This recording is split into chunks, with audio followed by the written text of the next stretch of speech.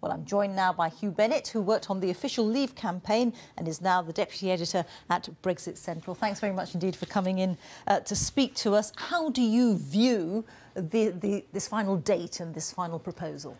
Well, I think it sounds nice on the surface of it, but when you look at the actual legal text, I don't think provides anything like that, the sort of certainty that Brexiteers were looking for over the date.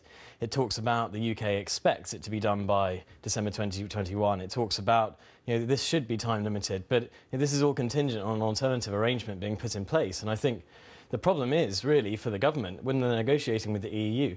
Once they've got this backstop in place, the EU's incentive to actually negotiate something alternative diminishes hugely. And so, I mean, there's a very good chance that if the government signs up to this backstop, it'll end up becoming a permanent solution. But presumably it will then be up to Britain to push whichever solution it comes up with to replace the backstop, push it hard with the EU.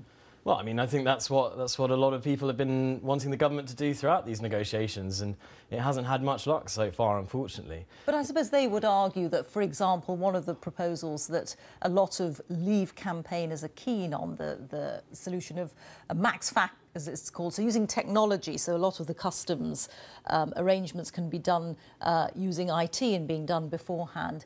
These things will take a while for the technology to develop, so by 2021, you might be in a better position. I mean, on the one hand, a lot of this, when people talk about MaxFac, a lot of this isn't some magical new solution. This is stuff that exists already. This is stuff that's already in the Union Customs Code, things like authorised economic operators, to actually make the process a bit smoother.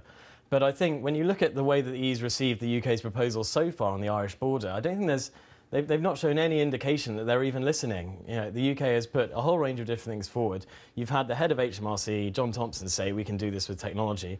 His Irish counterpart, actually, Niall Cody, last year, said that, technology is how we're looking at the border as well, but the EU has turned around and said this is rubbish, can't be done.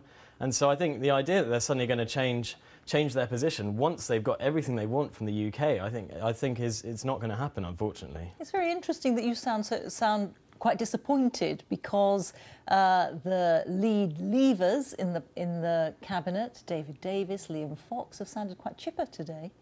No, I mean, it depends how you look at it. And of course, this is only the UK's proposal that's being put out. It isn't even what the EU comes back. And as we've seen throughout this, the UK will spend a long time arguing about something, and then it'll go to the EU, and the EU will demand even more concessions. So you end up actually.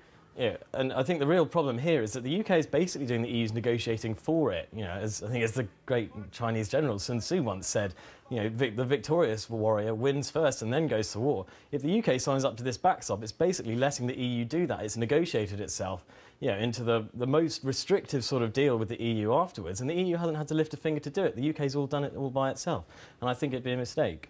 And just briefly, what would you have preferred to have seen then?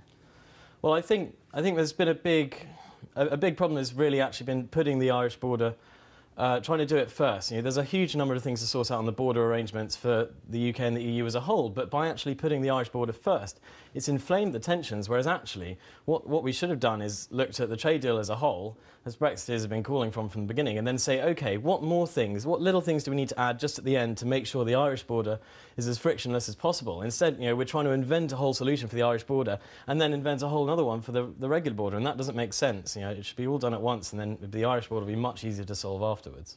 OK, we're going to have to leave it there. Hugh Bennett, many thanks. Thanks.